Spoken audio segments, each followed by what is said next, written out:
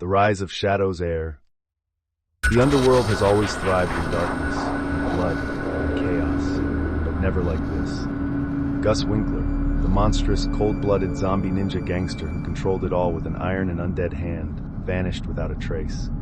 And in his absence, the empire he built, piece by bloody piece, began to crumble. Rival factions clash violently, the shadows behind them teeming with betrayals. Leaders are assassinated, loyalty is devoured by greed. The once powerful syndicate is now a battlefield, its streets running red. Distrust festers as whispers spread of forces lurking in the periphery, waiting, watching. But there's one rumor that digs deeper into their fear, a legend spoken only in hushed tones. Gus Winkler's successor. A son, they say, born of shadow and blood. A phantom that might be real or nothing more than a warning from the ghost of Gus himself. They laugh it off, casting it aside as a mere myth, blissfully unaware that this heir exists, and soon he will reveal himself. Luca Winkler is real. While the criminals tear each other limb from limb, chasing scraps of power, he waits, hidden, patient. His mother, Clara Winkler, raised him in darkness, far from the reach of the underworld. She taught him Gus's cunning mind and instilled in him a discipline razor-sharp like the edge of a blade. But Gus's blood runs heavier in Luca than anyone could have imagined. It's in the way he moves, silent and precise, like a predator who doesn't need to chase. The prey comes to him. It's in his shadowy confidence, his brutal efficiency, and the unforgiving gleam of his eyes.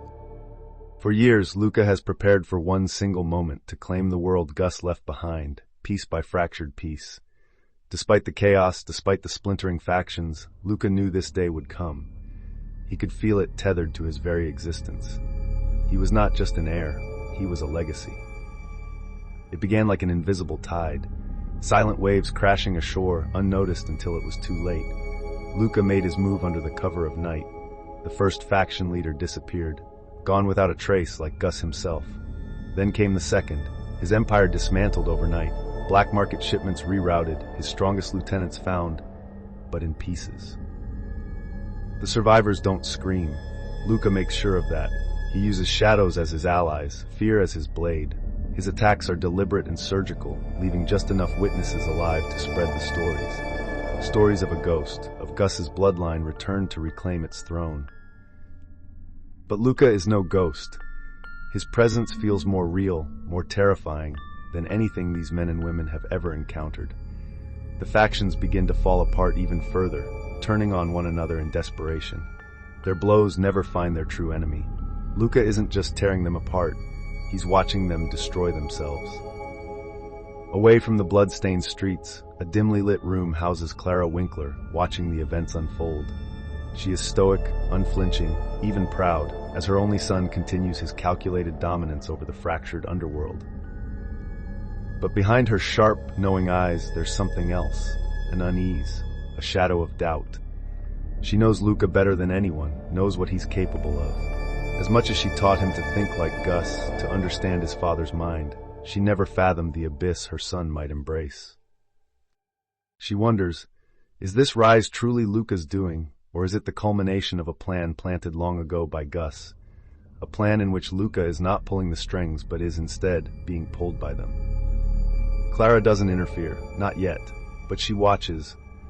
Oh, does she watch, because Luca's empire is rising, and with every breath he takes in the shadows, he edges closer to something dangerous. Luca's reign of fear is far from over. With every move, every calculated elimination, every strike, he grows bolder. His attacks are no longer confined to the dark. Waves of terror flow during daylight hours now, a car bombing outside a faction leader's safe house, incendiary messages left scrawled in blood on a rival syndicate's walls. And when Luca finally speaks, the underworld falters. I am Luca Winkler. Claiming the throne my father left behind is not ambition. It is inevitability. Resist, and I will not leave you as corpses. I will leave you as memories. His voice is calm, devoid of rage. It's scarier that way, because to him this is not anger or vengeance. It is destiny fulfilled. One by one, the factions kneel. Not out of loyalty, out of sheer overwhelming terror. Resistance becomes futile, a death sentence. Luca not only rises above the chaos, but thrives in it. Gus Winkler was a legend in his own right, a name that terrorized even the boldest men and women. His disappearance left unanswered questions, a shadow on every move made since. As Luca's grip tightens around the underworld, an old whisper returns. Where is Gus Winkler? Did he truly disappear, or is he out there somewhere? Watching, controlling, waiting. Luca finds himself haunted by these whispers. He tracks down a corner of the empire his father kept hidden, an estate buried deep in the woods, untouched since Gus's reign. What he finds there freezes even Luca's blood. A notebook, bound in cracked leather, resting in the center of an empty room. Its pages reveal a truth Luca can scarcely stomach. Detailed notes, strategies, even predictions about the underworld splintering post-Gus's disappearance. All of it laid out exactly as it has unfolded. But the final page makes his hands tremble. 4 words are scrawled, dripping with menace. You were always ready. The notebook burns in Luca's mind, flooding it with questions. Did Gus truly vanish, only to manipulate his rise from the shadows, or did Clara know all along? When Luca confronts her, she is calm, too calm. Luca presses her for answers. Did she know Gus was preparing him for this all along? What does she know about Gus's disappearance? But Clara offers nothing concrete, only riddles and a haunting smile as her final response. Your father isn't here, Luca, but his absence doesn't mean he's gone. Deep down, Luca knows she's telling the truth, and it terrifies him. As Luca's empire cements itself, a final challenge arises. A faction leader, thought long dead, resurfaces, armed with secrets about Gus's disappearance. He claims to know everything, where Gus went, why he vanished, and most importantly, what Gus had planned for his only son. In a confrontation teeming with tension, Luca corners the leader in an abandoned warehouse. The man laughs as Luca's blade rests against his throat. Do you want to know the truth, Luca? The man hisses.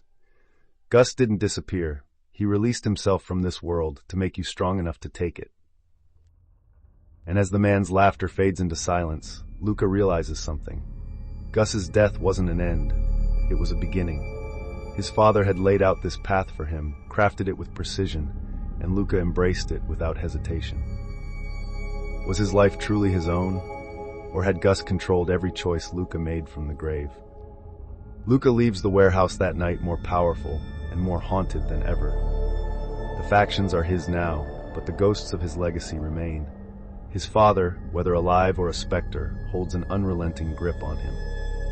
As Luca looks out over the city he now owns, bathed in the eerie glow of a blood-red moon, he cements his resolve. Wherever you are, Father, I've surpassed you. But has he really? Or is Gus Winkler still the puppeteer pulling the strings from the edges of the void? The screen fades to black, and as the echoes of Gus's laugh ripple faintly in the distance, a chilling thought settles. The air has risen. But the legacy of shadow and blood isn't finished yet.